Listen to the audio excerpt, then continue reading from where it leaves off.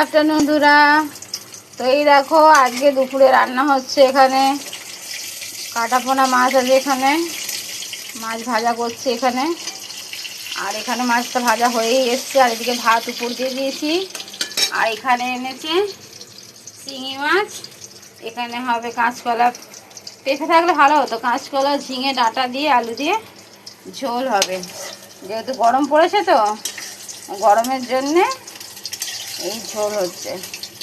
রুই মাছও এনেছে, কাটাপোনা মাছটাও এনেছে অনেকটাই, ফ্রিজে ঢুকিয়ে দিয়েছি। ভাবলাম এক পিস করে ভাজা করি, মশলা খাবো না, ভাজা করি। তো এই দেখো এই মাছটা ভাজা হয়ে গেছে। এবার শিঙি মাছগুলো ভাজবো, জানি না ফাটবে কিনা। আরে বাপরে,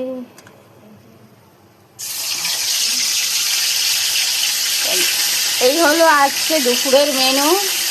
কারা কারা খাবে চলে আসো। গরমের সময় পাতলা পাতলা ঝোল করছি, শিঙি মাছ দিয়ে মাছের ঝোল হচ্ছে। শুভ দুপুরের শুভেচ্ছা রইল। সবাই ভালো থাকবে, সুস্থ থাকবে। টাটা।